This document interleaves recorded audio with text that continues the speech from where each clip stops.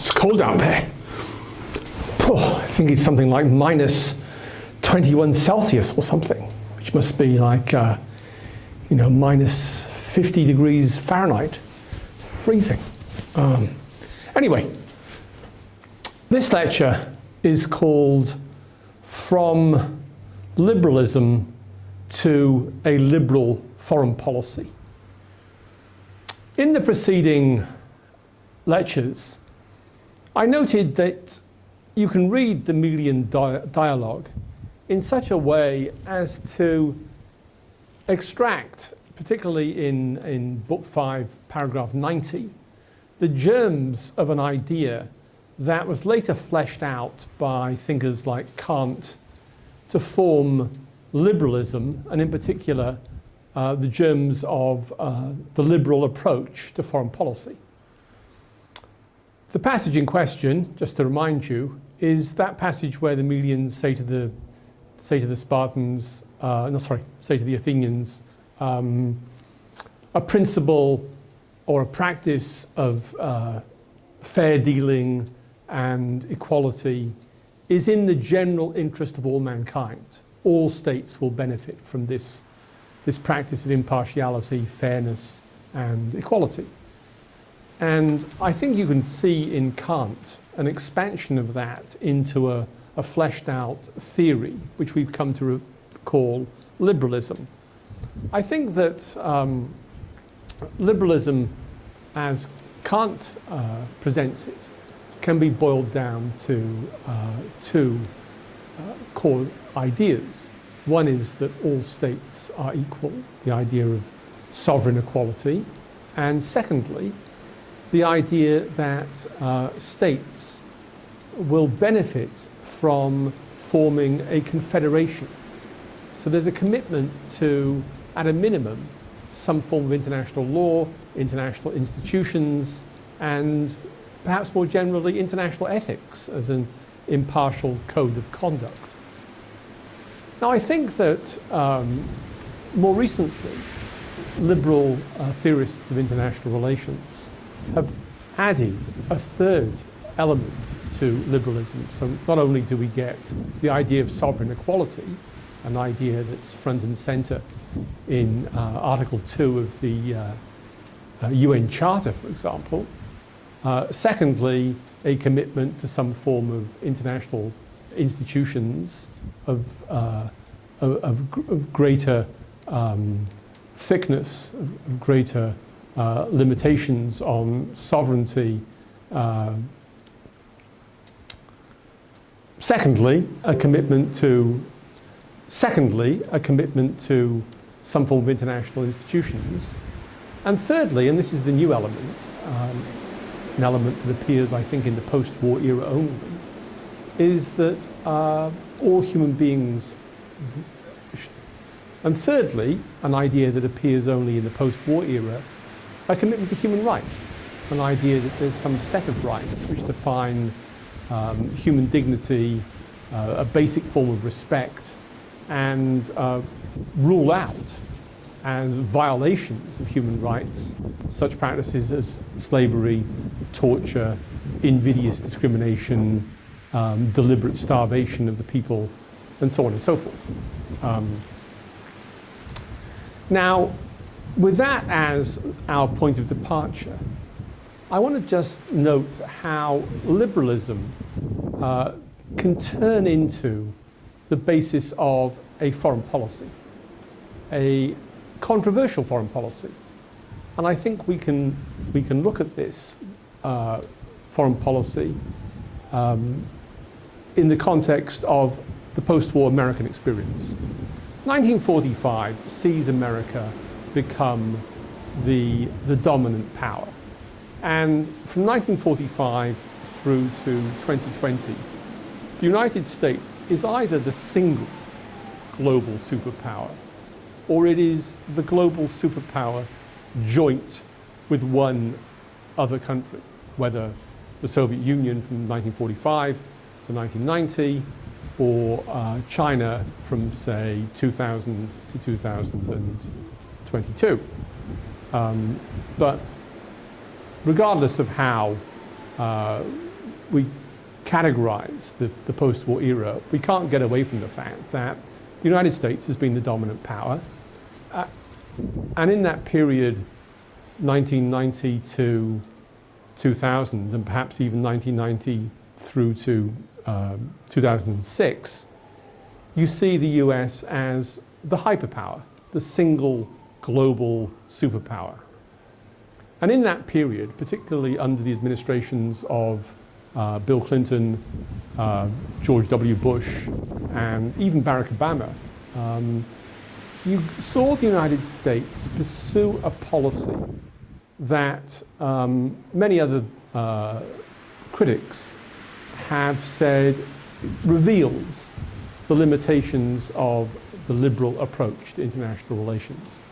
I want to focus in this lecture on the critique of liberalism and more particularly the liberal approach to foreign policy that's been articulated by the realist thinker John Mearsheimer. Mearsheimer launches two specific challenges to the liberal approach.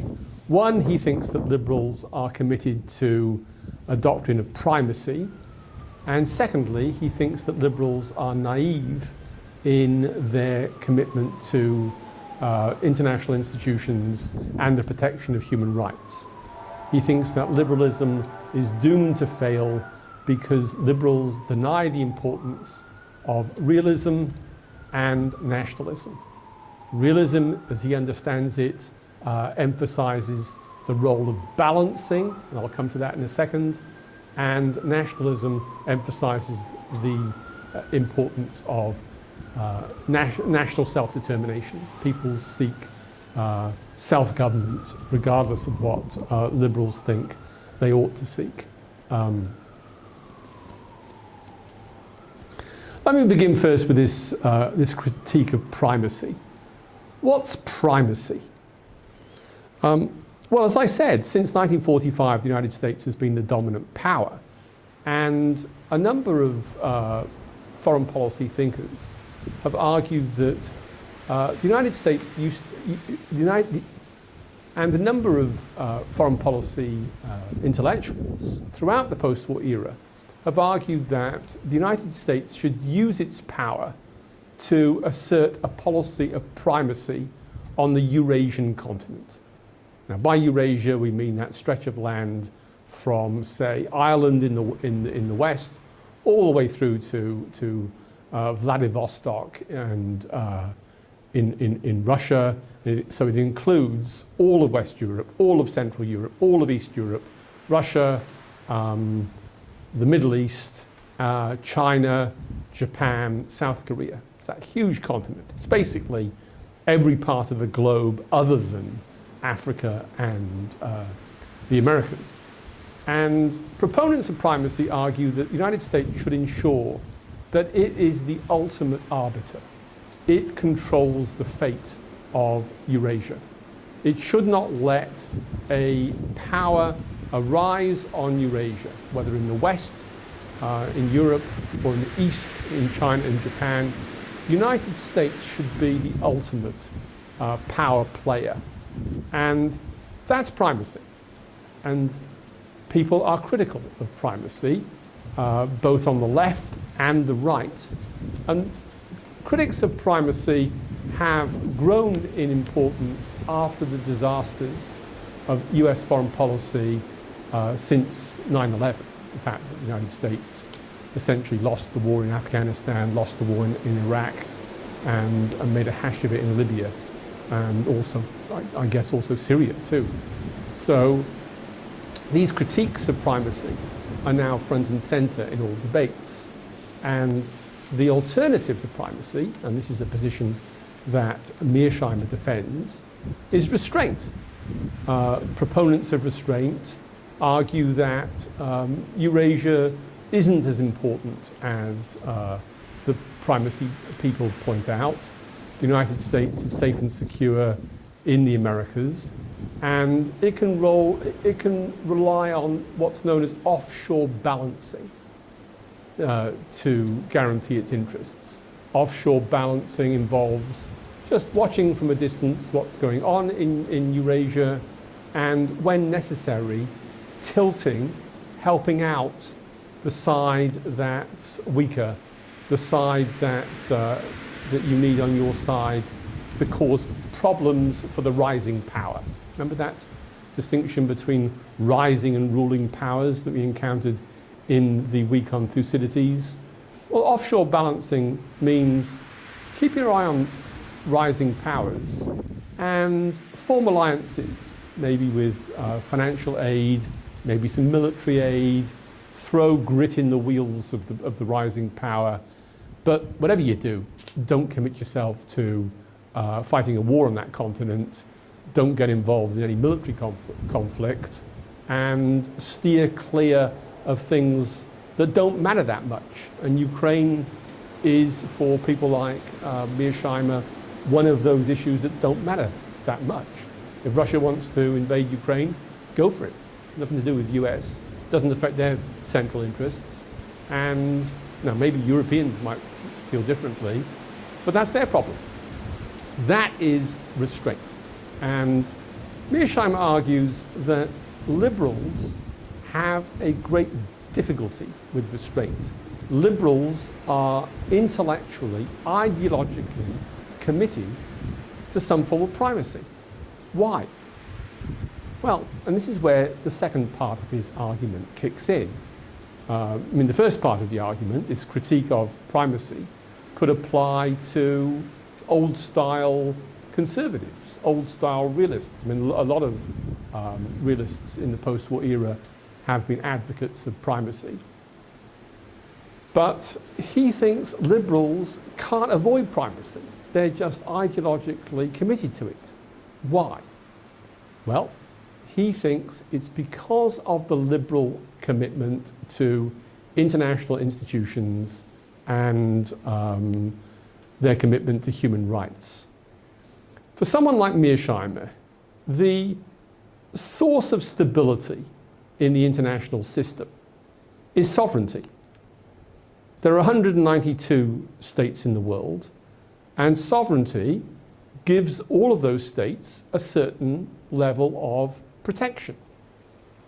I've described sovereignty in an earlier lecture as a superpower. It gives you a right of self-determination, a right of territorial integrity, a right to an army, a right to James Bonds.